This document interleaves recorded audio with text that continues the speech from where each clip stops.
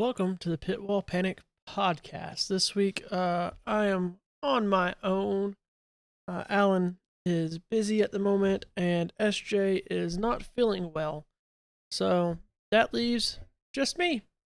So hopefully, we got a good podcast for you this week. Good episode. It's mostly going to be news. It's going to be my opinions on what we need to see as teams are coming to we're coming to the midseason break. We have Belgium, and then we have a month off until what's the following race? Let me look real quick. We I want to say Hungary. So we have Belgium, month off, then Hungary. So you're gonna get to hear those topics tonight, those thoughts tonight. Um and it should be a fun time still. It's just you're not gonna hear as much banter. If you're in the chat, feel free to type in anything you'd like to talk about, and we can discuss that as well. If you're watching the YouTube video later, well, maybe you should watch on Twitch too. Then you can give that same input. Kind of can't help you later. Well, I guess you can comment and I can comment back in the comments, but that's just not very helpful. That being said, as we do each week, reminder, follow us on TikTok, follow us on Twitch, follow us on Twitter, and catch us on YouTube with that subscription, please. As well as we have a Discord community that would love to have you. Lots of good conversation going on over there. A lot of good people. We're trying to grow. This is, our first season, and it's a grind. It's a real grind. So any love is much appreciated. That being said, we are going to get into the news, and there has been a lot of chaos in the news. The first thing that comes to my mind, well, one of the first things that comes to mind is, if you haven't heard yet, the Alpine managing director, Steve, I can't pronounce this dude's name, Nilsson, I think is how you pronounce it. I haven't seen much about him in the past, but he has given his take on whether Franco Colapinto is currently doing enough to secure his future with the team.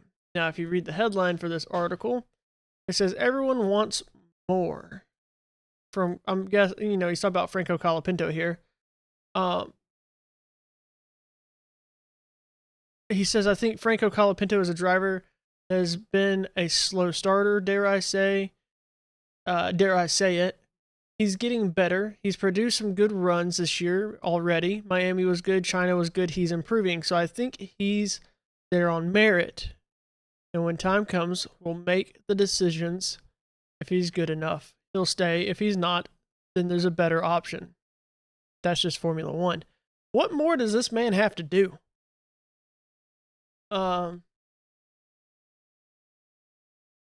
He's out qualified Gasly, and he's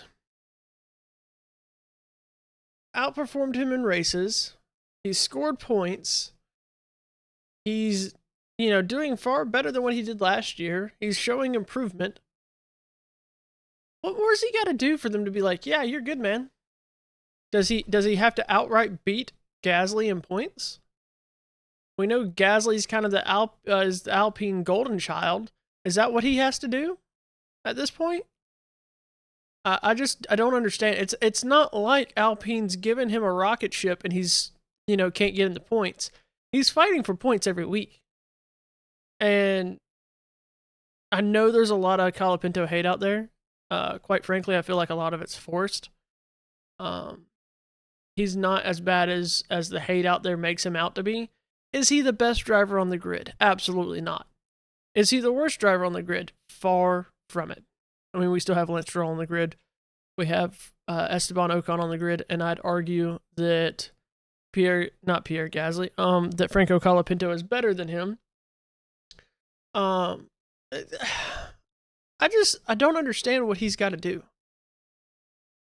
He's putting the car where it belongs. He's fighting in positions you never expected him to fight in this year. And they're sitting here questioning whether or not he should still have a seat. In my opinion, for Alpine, this should be a no-brainer unless you have Fernando Alonso go, yeah, I'd like to come back to F1. In which case, guess what? If you let Colapinto go for Fernando Alonso, that's kind of like Ferrari letting Carlos Sainz go for Lewis Hamilton. It only makes sense. You're going to take a two-time champion over a no-winning driver in Colapinto. He doesn't even have a podium. Granted, he's getting his feet under him. I'm not saying that's not a dig at Colapinto. But let's face it, Fernando Alonso has a better record and a better career than Colapinto. It would only make sense to take him. But if Fernando Alonso doesn't take it, why kick him out of the seat? You're not going to get a George Russell. You're not going to get Kimi. You're not going to get Charles. You're not going to get Lewis. You're not going to get Max. You definitely ain't getting Max. You're not going to get any of these guys. So the only people you could replace him with is midfield drivers or a rookie. So why replace Colapinto when he's, all things considered, not having a bad season? It's kind of ridiculous. It's like Flavio Briatore thinks he's Red Bull, and he's not. You know, they're talking about his consistency. I think his consistency, particularly in races, is a lot better than it was his ability to hang with Pierre. He did a little bit better last or a little bit of that last year, but our car last year was so bad it was difficult to separate wheat from the chaff. But I think this year has been a few times where he's been a match for Pierre, and that's good to see. So you're sitting here saying these things, but you're like, I can't give an answer yet. I don't know. Maybe he does, maybe he doesn't. And, you know, he got under pressure, and when he gets under pressure, all of a sudden he starts performing, and it's still not good enough. And I don't understand. I can understand saying, well, we're not good enough to compete with the other teams. Okay, that's fair. But to say that Colapinto isn't doing what he needs to do to stay on this team is absolutely dumbfounding to me. What more does he have to do? I don't know. And it's, to me, it's Briatore is just a terrible person as a whole, as it is, but he doesn't know how to manage an F1 team. He thinks he's Christian Horner with Red Bull, and he can just pick and choose whoever he wants, and he has this endless supply of drivers. In reality, you're with Alpine. You don't have the same resources. Yes, you've won championships at Renault, but also, you kind of put an asterisk beside those, considering you had an entire scandal around your name. And you were barred from F1 for how many years? In my opinion, you should still be barred from F1, but, you know, that's not the point here. It's ridiculous. And what do you think this does to Colapinto's, like the mental state of Colapinto, whenever you're looking at the fact that, you know, well, we don't know if, we can't confirm or deny, essentially. We don't know yet if we're going to keep Colapinto. That's stupid. The only statement that should be said is if we get Alonso, we'll take him. If not, we're keeping Colapinto. And that would make sense. But I don't know. Do you really see Alonso leaving one team to go to another midfield team that may or may not give him a good car? You know, you can't guarantee that Alpine's even going to give him a good car. If Newey sits here and throws together this demon of a car, which they're kind of, oh yeah, we'll be fighting in the points every single week when we get these upgrades in, he's not going to leave Aston Martin. I highly doubt it. He's been there with much worse times. I don't see him leaving to go to Alpine unless it's for connections to Briatore. But, you know, that's that. I don't want to beat a dead horse on that. That's just, it is my opinion that Alpine is doing Colapinto very wrong and very dirty. They gave him a better car and he started performing, and then they're going to sit here and go, I don't know. I don't know about this guy still. We might not. We'll let you know later. It's just ridiculous. It's not, you're not Ferrari, you're not McLaren, you're not Mercedes, you're not, you're not one of these top teams, so why are you acting like you are?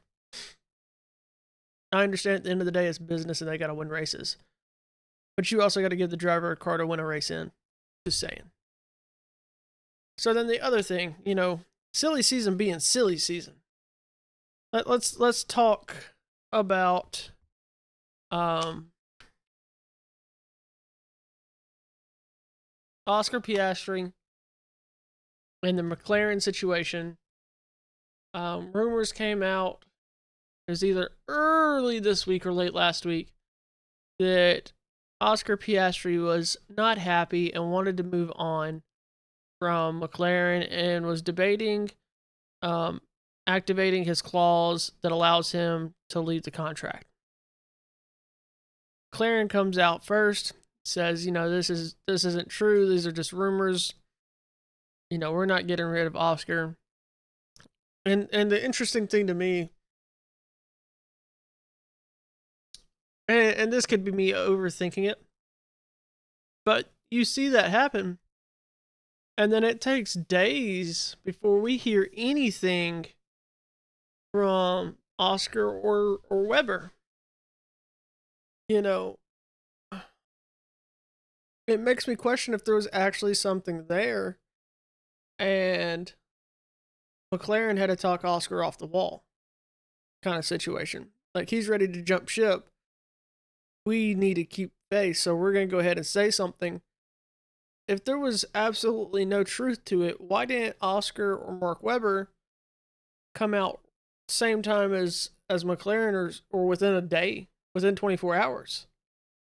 Instead, we had to wait like 3 or 4 days before we heard anything from them. So, I made a TikTok saying, this is what's come out. McLaren is saying it's not true, but we're not hearing anything from Oscar. So is it still true and they're trying to save face? Was it a real possibility? Is it still a possibility? And, now Oscar, they have some backdoor chat that we don't know about and make some promises or something. And so now Oscar's like, okay, I'll stay. And that's why it took so long for Mark Webber to come out and be like, no, this is just rumors. There's no truth to it. I question it. I question if there's really any truth to it, or if it was just silly season being silly season. People want Oscar to leave so they can have their fantasy of Max going to McLaren, which I don't know who has a worse car right now, McLaren or Red Bull. To shoot yourself in the foot, to shoot yourself in the other foot, I feel like right now. It's I don't know. It's not good for McLaren to have these questions hanging over their head and have this drama. You have 1 week Lando says, I'll spend my whole career here, and then within the same week you have the rumors going out that Oscar's not happy and might leave. Now, could those rumors been spurred on by Lando's statement? It's possible. These journalists that spur these rumors on, all they want is the drama so they can get clicks and whatnot. So, it's possible. It's just very, very interesting. And I still can't get past it took Mark Webber or Oscar multiple days before they decided to dispel this rumor. Because they would have heard about it as soon as this hit the fan. They would have heard about it within 12 hours, if not sooner than that. They probably would have heard it in the first hour or two. Hey, like this is circulating. What's going on?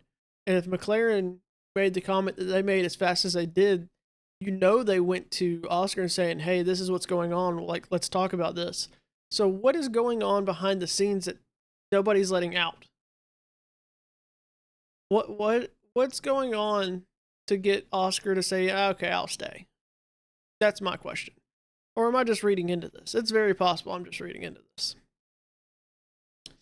The other thing, we're talking about Max. We get more rumors going on that Red Bull is reportedly reportedly looking into Oliver Bearman. Now, here's my thing. That didn't come out until after the rumors about Oscar were I guess you could say disbanded, disproven by Mark Webber. Now all of a sudden we have Oliver Bearman. Is this true? Who knows? If it is true, here's the big question. What does that say about Red Bull? Does Red Bull know something that they don't want out yet? If you're constantly going, okay, this driver is 100% not moving. Let's look at this guy. He's with Haas. It's a terrible car. You know, it started off strong, and then Haas did what Haas does. Let's not do any good updates to the car, upgrades to the car. Let's just give him a car that has 4 wheels and an engine and call it an F1 car and say, go fight for points and hope for the best. It's got to be frustrating. Let's go get this kid. He's shown glimpses of being great. We have Hadjar, who's came out of the same class and doing phenomenal. And when they were side by side, they were fighting. They were doing great against each other last year. It wasn't like Hadjar was just dominating Haas in the V-Carb. So maybe we can get 2 of them, put them in a car that's equal and balanced, and we can have 2 good drivers. And then that also makes you go, what has Max said behind the scenes? You know, last week we talked about the fact that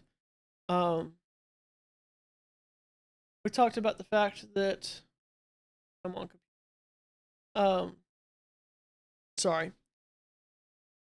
We talked about the fact that when Max went out in Silverstone, before that, him and the executives at Red Bull were in high tensions and not seeing eye to eye on stuff. So if there's already tension there, he gets out of the car, and I'm paraphrasing here, basically says, screw this car, screw this trash, I'm tired of it, I don't want to deal with it, and walks off the car. And he's been very vocal about not enjoying driving and thinking about retiring. Is there more going on behind the scenes? Is it becoming less and less, oh, this is just silly season rumors, and potentially possible that we see Max either completely out of F1 next year, or is he no longer in that Red Bull blue? Is he moved on to a new team? We know he won't go to Mercedes because, well, I'm not going to go there. Neither driver is locked in a contract. He's not going to replace Kimi. I'm 100% convinced on that. You're not going to let go of your championship leading driver for a driver that, you know, over a driver that should be leading the championship and can't. They claim they don't want to let George go, but it's Toto. He lies on a regular basis. So would it surprise me? No. Has he been chasing Max for years? Yes. Was it just a few years ago that he was trying to get Max when his contract was up with Red Bull that time? Yes, so why would he change now? Now, that being said, he's not going to Ferrari. You have Charles that just signed a massive contract. You have Lewis, who said he's not going anywhere. He has plans for the next 5 years in F1, and I doubt seriously that Ferrari's going to kick out Lewis Hamilton. Is he winning races? Yeah, he's won 1. Is he fighting for a championship? No. Do I think he'll win another championship? No. But here's the other thing that people tend to forget about. This is business. And Ferrari's in the business of making money. And when they signed Lewis Hamilton, their stocks skyrocketed, like astronomically. If they get rid of Lewis, that stock plummets. They're not doing that. Now, when Lewis decides to retire, that's a whole different situation. But they're not going to be the team that lets Lewis Hamilton go. I don't see that happening. And he's performing really good. So you have no reason to. It's not like I'm not saying Fernando Alonso is necessarily performing bad considering the car he has, but it's not like, why are you not retiring? You're not doing anything. He's won a race. He's been on multiple podiums this season. He's not going anywhere. He was second place in the drivers. I think he might be right at second place again. He's not going anywhere. I mean, him and Charles have Ferrari still in the fight for the constructors title. That wouldn't make sense. So that would leave. Oh yeah, and then we also know that McLaren's not an option because Oscar's sat there and said, "No, I'm not leaving." Lando's saying, "I'm not leaving." So then you see Max go to a midfield team. That's not happening. That's absolutely not happening.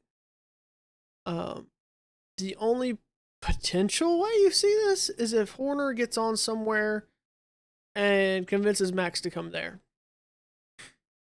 Or if Adrian Newey does build a rocket ship behind the scenes and convinces Max to come there when Fernando decides to go, if he does decide to go to Alpine or decides to retire.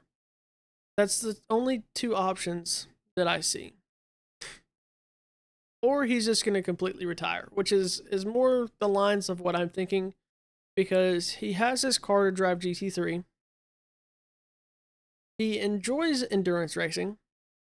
He's been successful as far as he can, anybody can desire in F1, really. The only way he could be more successful is if he fights with Lewis for the most wins and all the records and all that other stuff, which he's made very clear that he does not care about. So it's very possible that we see Max leave F1. And I don't think, Red Bull hasn't come out and said, no, we're not looking at Oscar. No, we're not looking at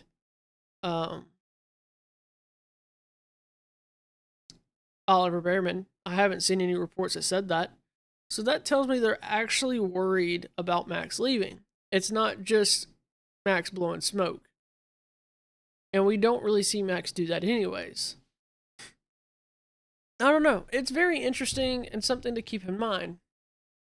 As far as other news goes, I think it was kind of a quiet week, all things considered. I'm double checking the F1 website real quick.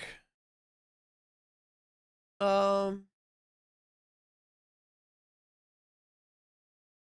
I do think this is interesting in the sense of there's an article that Toto Wolff admits that Russell is not, as he puts it, not gelling with the car. Every single week, George Russell does what George Russell does best. Let's push the blame off on somebody else. And I think Toto is finally getting tired of it. Because if you watch Silverstone, there was a moment where Toto comes over to Wolff. We don't know what George says on the radio, but we hear Toto go, George, just drive the car. It's qualifying. He has to get a lap in. He's like the bottom of the list for some reason. I can't remember. He didn't put a lap down for some reason. I can't remember what it was. But Toto comes over the radio and says, George, just drive the car. And George is sitting here going, well, there's no, and then in the race, he's like, there's no straight line speed. There's no this, there's no that. We're blaming the car again. And Toto simply tells him, George, there was nothing wrong with the straight line speed. Also, if you look at Kimi, there was nothing wrong with the straight line speed of the car. There's no way there would be, and he'd been chasing down Charles the way he was. Every single week, if he's not in the driver's seat of winning the race, it's the car's this, the car's that, the car's this, the car's that, the car's letting me down. Well, tires are doing this, the tires are doing that. George just will not drive the car. It's always something else, somebody else's fault on why he can't win a race. And now Toto says, he's just not blending with the car. He's not gelling with the car. Is that true? I think ultimately at the end of the day, it's his driving style does not fit that car. He needs to quit blaming everything else.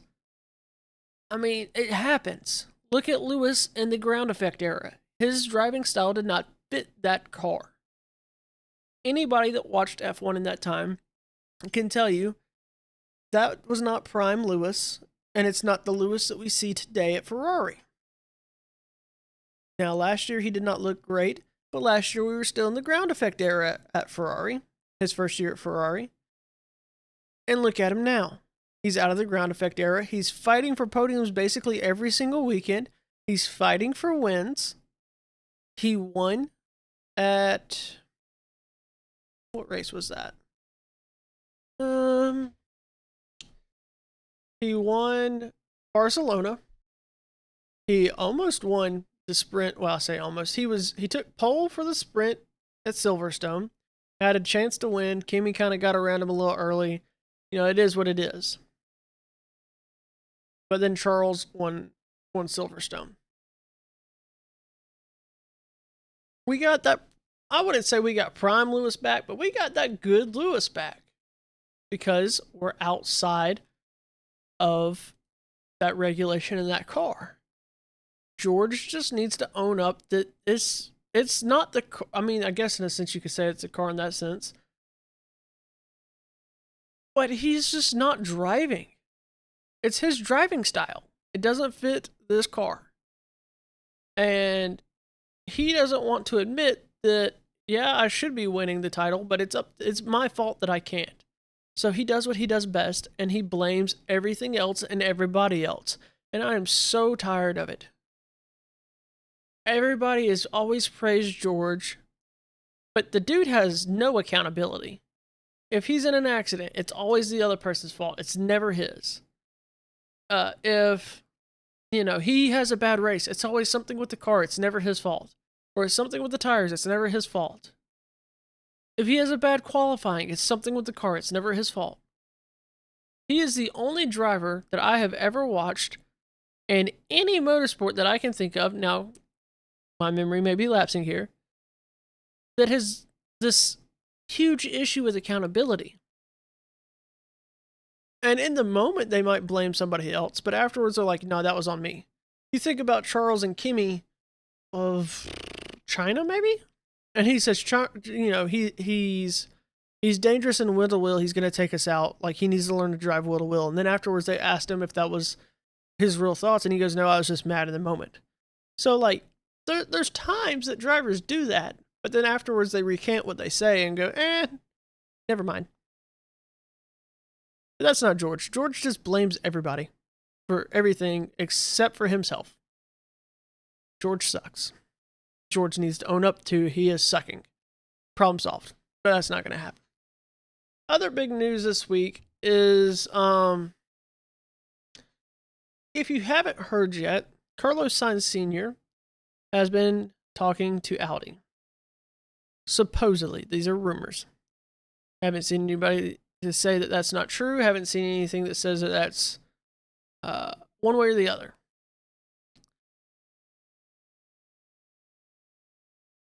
Is Williams at a point to where it's no return for Sainz?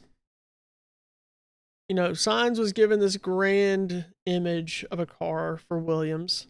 That's what brought him in. He said he believed in the project that James Vowles has, and the vision that the Vowles has. He got on a couple podiums last season, but what has he done this season? And it's been bad. It's been real bad. And it doesn't seem to be getting any better. Sure, they're getting the car closer to weight. But when you start the season 28 kilograms overweight, and you didn't work on this car at all in 25, or you didn't work on the 25 car virtually at all of your work went into this 26 car, and it looks like this, it's got to be making flags go off in his brain. Now, he did say he doesn't plan on leaving Williams a while back in the media. Was that just him trying to keep team morale up, or is that what he's actually thinking? Who knows? For those that don't know, Carlos Sainz Sr.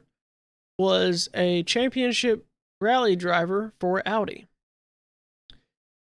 When Sainz got the news that Lewis was going to be taking his seat, his father tried to convince him to go to Kick Sauber, at the time, now Audi, because he knew Audi was going to be taking over. His dad raced with Audi. He's like, I can make this happen. And this could be a better team. In all reality, it is. Minus Binotto. Get that man out of there. And Audi could be doing a lot. Granted, they're still doing better than Williams. Also, to the Williams fans out there, I'm sorry for what I'm about to say. I think by the end of the year, Cadillac's got a better car than Williams. Calling it now. I think Cadillac overtakes Williams in the points. And if that happens, I think Sainz is out the door. Because how are you going to tell me a team that can't keep their car from catching on fire passes you in the points? Just saying. Back to the point, though. We have seen that Sainz Sr. is talking to Audi, supposedly. Could we see that move happening? I put that at a 50-50. And the reason I put that at a 50-50 is basically because, Sainz did say he plans on staying at Williams, but at the same time, how much torture can you take before you say enough is enough? And you jump ship and go on somewhere else. And what better place to go than the up and comer of Audi while there's still that possibility? They had a great car at the start of the season. I think if they bring in another TP, for those who don't know what TP, it's team principal. If they bring in a new team principal, they become dangerous again. Under Wheatley, they looked amazing. Where Wheatley went, nobody knows. There was rumors that he'd go to Aston Martin, but he hasn't. Where he goes, I don't know. Does he come back? Who knows? For that matter, I'm gonna Google Jonathan Wheatley news real quick because I'm curious.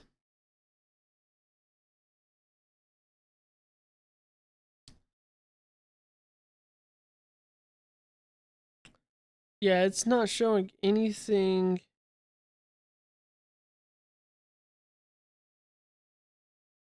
The last thing that we saw is that he was approached by Aston Martin. And from my understanding, he is not with Aston Martin, which means he's just kind of, does he go does he go to Aston Martin next year? Who knows? That could be the surprise that we have in nature there. But since he's left, Audi has looked really bad. They bring in a team principal. I think they get Sainz because the car looks better. I think Cadillac ends up passing Williams at some point this season. If we look at the standings as it is right now on teams, I'm in the driver's section. Let me go to teams.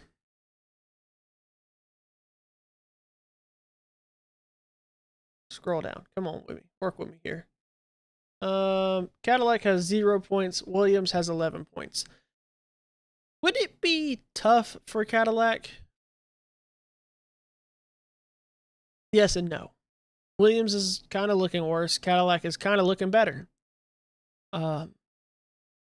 Cadillac has the Ferrari engine, and they have made a really strong engine considering now they're fighting with Mercedes.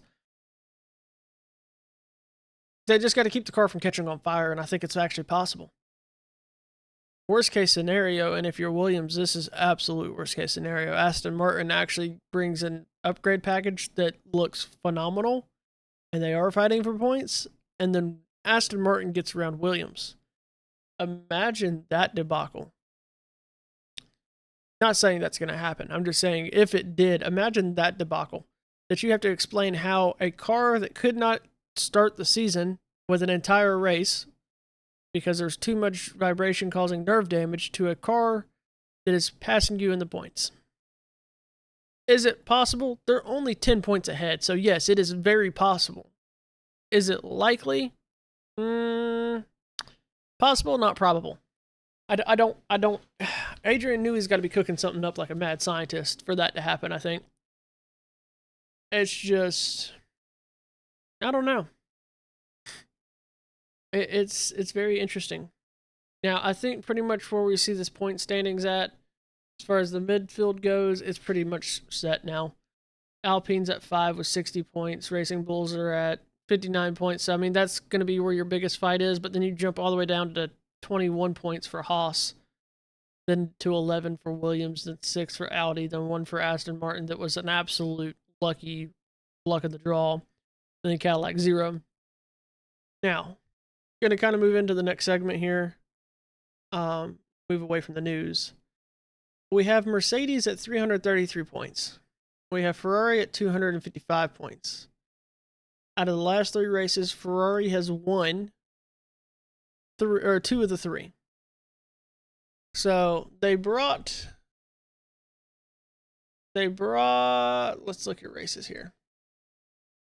They brought upgrades, if I remember correctly, to Monaco, but it's hard to test, really push an engine upgrade at Monaco because, well, it's Monaco.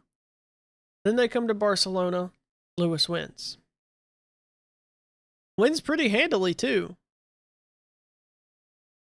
Then we go to Austria.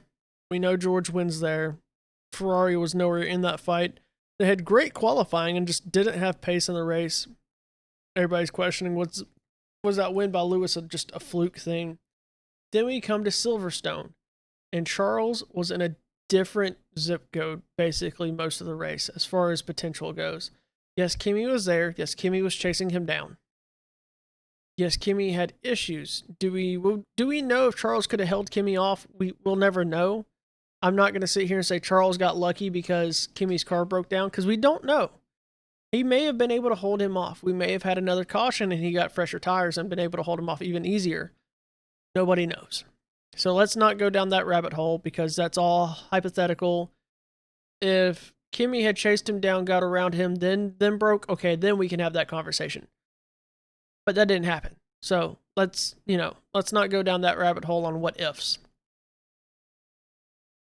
So Charles wins Silverstone. Because let's face it, let's look at the times. George was 4/10 off of Charles. And that's, I say 4/10, I forget. Silverstone ended under safety car. If Lewis doesn't pit, George is third. Plain and simple. If Lando doesn't pit and Lewis doesn't pit, George is fourth. They expected to go back racing. If they go back racing, George finishes fourth. No doubt in my mind. Because he's on old mediums that are cold. And if that's the case, I think Charles launches.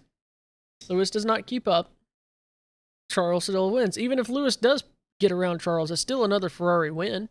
So Ferrari needs to keep doing what Ferrari is doing.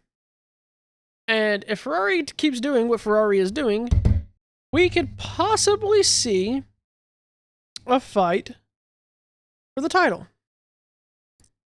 Like, let's be honest, what's going on right now? They're creeping in because Kimi finished 15th, so no points. That's Silverstone. Let's look at Austria. All right, Austria, they both finished 1-3. All right, let's look at Barcelona. All right, quick glitching on me, computer. Barcelona.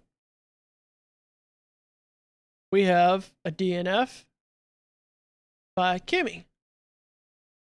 Monaco. We have a DNF. Not a DNF by George. We had the whole that's a whole situation where they didn't score points there. Then we have the DNF in Canada by George. Miami. They both finish. George doesn't finish on the podium, though. Again, Japan, more car issues. George isn't on there. China, it's a 1-2. They've had so many reliability issues.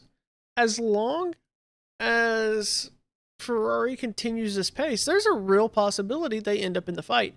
And one thing that struck me at the end of Silverstone was Charles made the comment that they've been trying to get the car to where I like to be able to drive this car. And this is the best the car has felt. Could we see Charles hitting that form late? I mean, we're only halfway through the season, right? So let's look at the...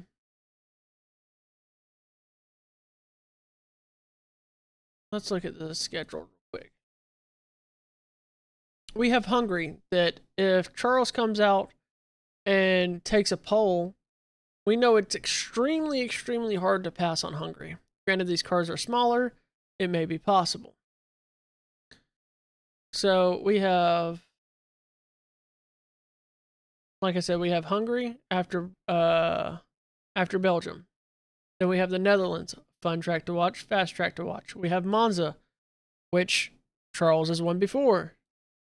we have Spain, Azerbaijan, Singapore, Texas, Mexico, Brazil, Vegas, Qatar, and Abu Dhabi. There's a lot of racing left. There is a high possibility that these reliability issues that we see are going to continue because the issues are the car is getting too hot, the weather outside is too hot, and it's causing something with the battery to not function properly with this Mercedes, and it's failing. But let's look at what tracks are hot, like compared to the rest of the season. Azerbaijan, not known to be a cold race. Mexico is going to be a hot race because it's in Mexico. Spain is, it's not cold. I can't remember on Brazil. Abu Dhabi is going to be hot. Qatar is going to be hot. Vegas is going to be hot. Texas, probably going to be hot.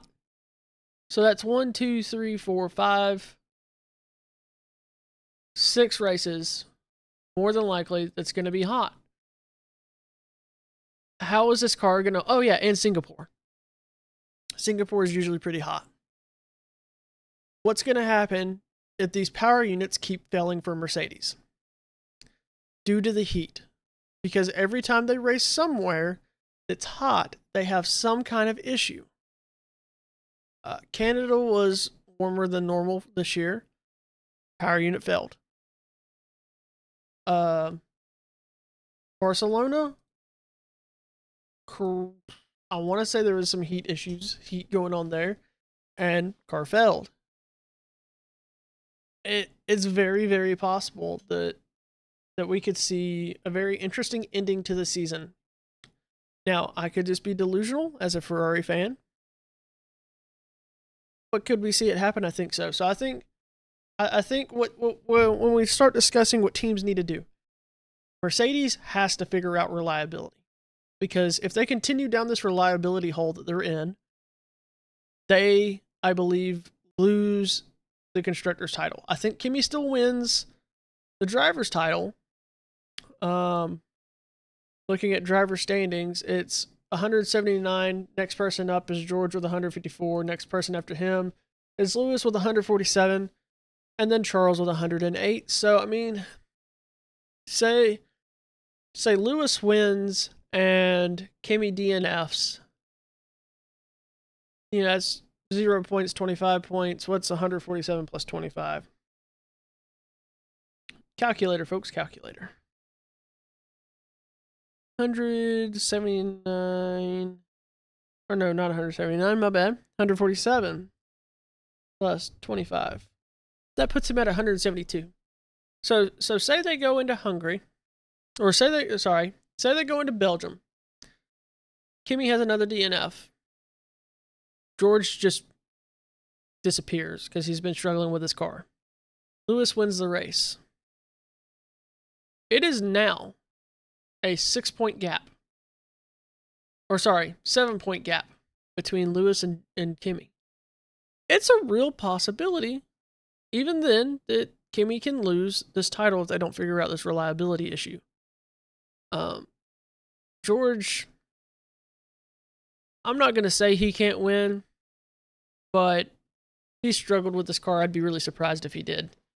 I don't think Charles wins. I know I said earlier this year I don't think Lewis can win, and I even said it earlier this podcast.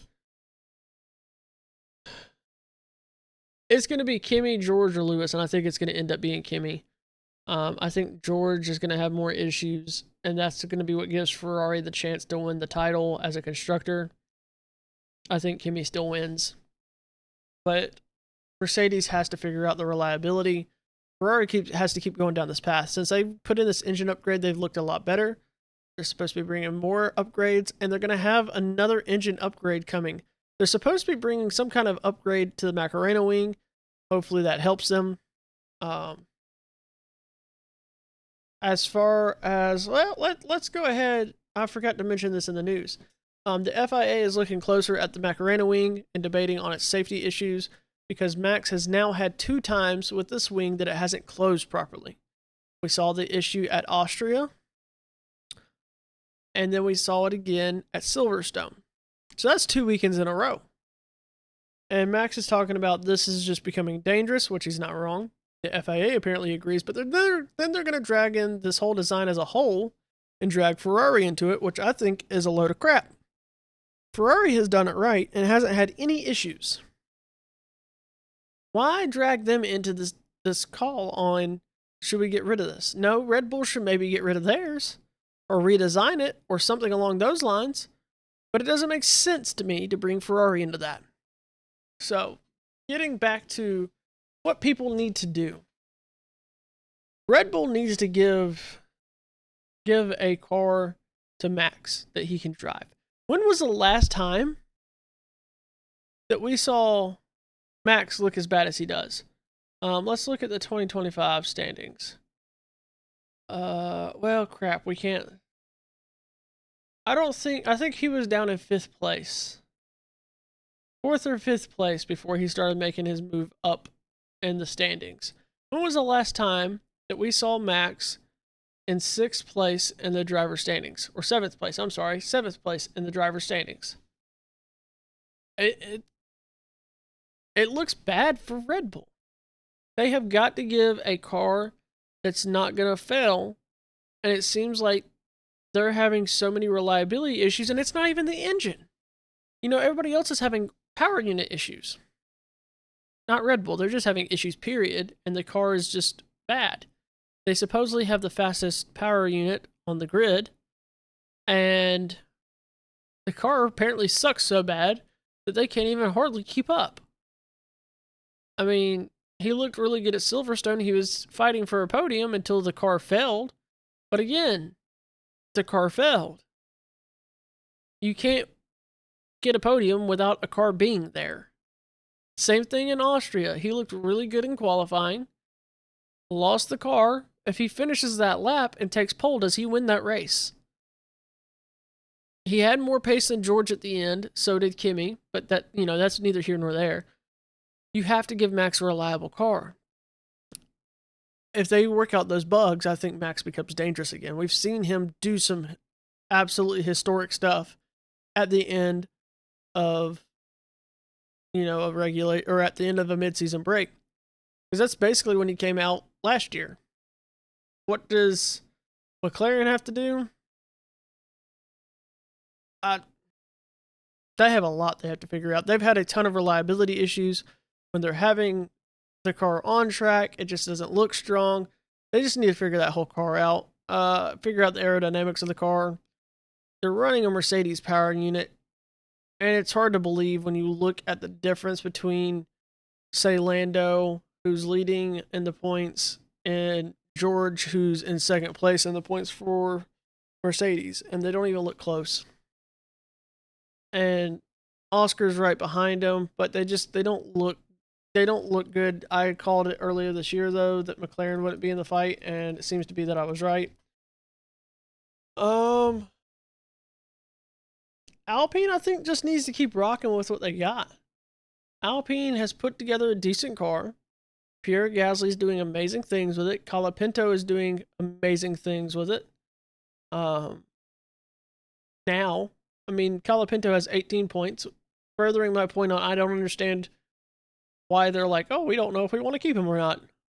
He's in 13th in the drivers out of 22, whereas last year he was last place. And I think he's only going to keep climbing.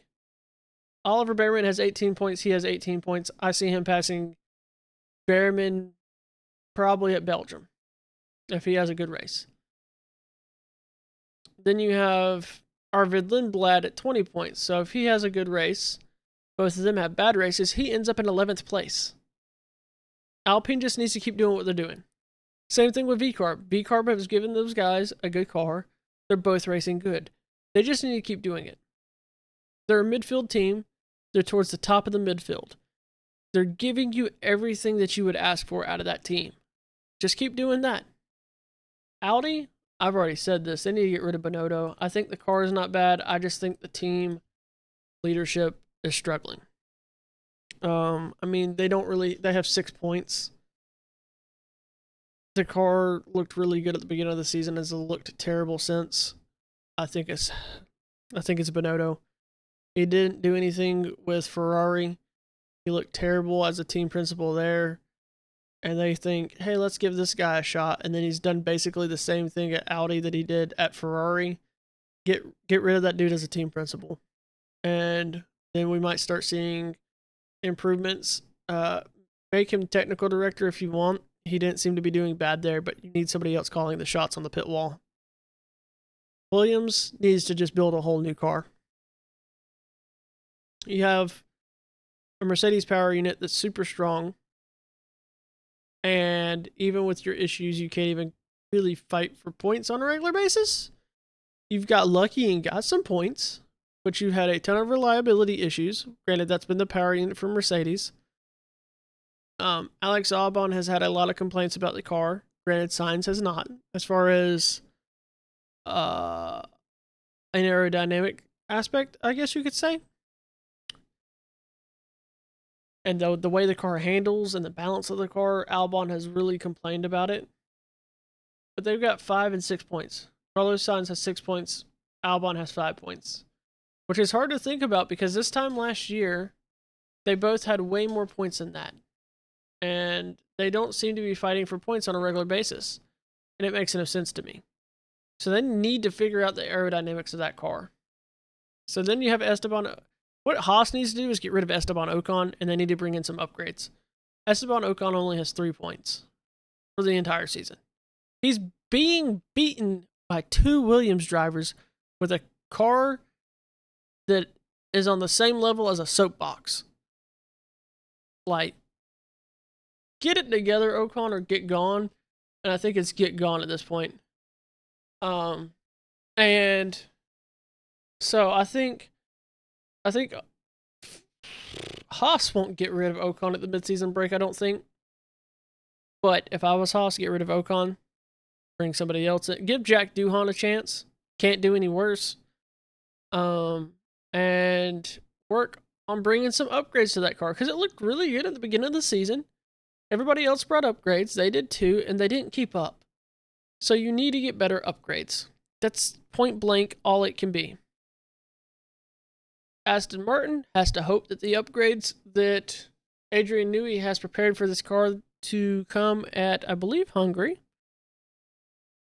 are actually what they're claiming they're going to be. They're claiming they're going to be able to fight for points on a regular basis. If they're not, I think Aston Martin's season's done if these upgrades aren't what they're claiming to be. If they're continuing to be last place and fighting for last place, their season is done when these upgrades come in. I don't care that they get, all this extra stuff with the ADUO. It's too late at that point, and their season's done. Cadillac just needs to keep doing what they're doing. That sounds crazy to think about because they don't have any points, but the car looked not terrible at Silverstone, minus the fact that it caught fire again. They need to figure that. They need to figure out the braking system for this car, the airflow for the brakes, because they keep catching on fire. Obviously, there's an issue there where they're overheating. Figure out why. Stop that from happening. And I think we see a better Cadillac car. They have that Ferrari power unit that's really strong. They're getting better with every upgrade package. Just keep doing that and figure out why your brakes keep catching on fire. If they do that, we could see Cadillac fighting for points probably. I don't know. That's kind of what I'm thinking on a rundown for these teams. I feel bad for Hulkenberg. He has 0 points. He would have had points in, I can't remember what race it is.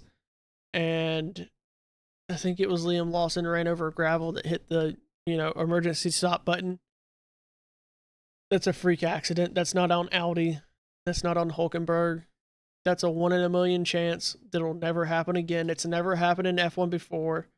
It'll probably never happen again. And, I just feel bad for him there. I think he ends up in the points at some point this season. It's just a matter of when. What's crazy to me is we have 4 drivers without points. We should have 5. Fernando Alonso got lucky. And then we have 1 driver with 3 points. We have, from 14 to 22, have single-digit points. Because these teams can't fight for points on a regular basis. They have to figure out their reliability and those upgrade issues. Otherwise, they're not even really a midfield team. They're back at the grid team. That's just where my head is at this point. Obviously, Belgium isn't really going to bring us a ton of upgrades, I don't believe. I haven't really seen anything that I can recall. It's going to be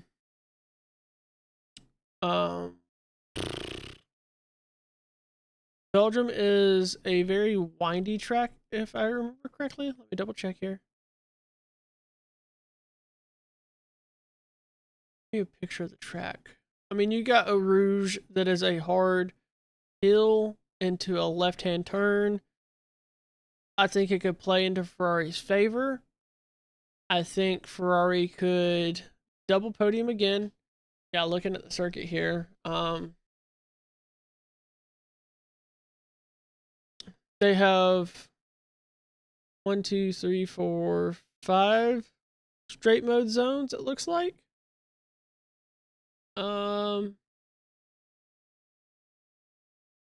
You've got 19 corners. So, I mean, there's a long straightaway on kind of like the middle to back side of the track. They could give Ferrari an issue. Granted, you know, Silverstone has some straightaways and they managed it there. Barcelona has some straightaways and they managed it there. So could Ferrari win this race? It's very possible. Could we still continue to see the issues of reliability from Mercedes to help that? Absolutely. At this point, if you're Ferrari and you're expecting issues out of a Mercedes, you're praying that it's Kimi, because I think George is his own worst enemy. And all the George Russell fans are going to have my head for that, but it's just, he has struggled with the car, and instead of taking accountability and pushing on to figure out how to cope with the car, he blames everything but his driving style. So you hope that it's Kimi who has this car figured out. You hope that he's the one struggling. You know, that's kind of my thoughts. I think Belgium is going to be a good race. Don't expect a whole lot different. Most of our upgrade packages, I believe, are going to come to Hungary because we're going to have the mid-season break and then pick back up in August, I believe. Let me give you the exact date. Oh, I'm sorry. We're going to have Hungary, then we're going to have the after Hungary we have mid-season break. So we have Belgium, that's this upcoming weekend, and then come on, calendar, open up. We have Belgium on the 17th, which is this upcoming Friday. We'll have practice and stuff there. And then we have Hungary starting on the 24th. We'll have that weekend. So we got those 2 weekends, then we have a month break, and then we have Netherlands. So a lot of good racing left. We're not quite at the mid-season yet. It'll be interesting. Let me know what y'all think. Again, thank you for all the support out there. Follow us on TikTok, Twitch, YouTube, Twitter, X, whatever you want to call it. We'd love to hear your feedback. Come join the Discord. Come talk with us. Come hang out with us. Hopefully, we have SJ back next week. Probably have Alan back next week. And y'all won't just have to listen to me talk and ramble and do what I do. At least then I'll have somebody to argue back against some of the dumb stuff that I say. But with that being said, thank y'all for being here. Again, catch us next week. We will be talking about the Belgium race, Belgian Grand Prix, and it should be a good time. As a Ferrari fan, I hope I'll be telling you Charles won again. We'll see. I think if he carries the momentum, Charles becomes dangerous. And that is my final prediction for the night. Y'all have a good one, and we'll see y'all next time.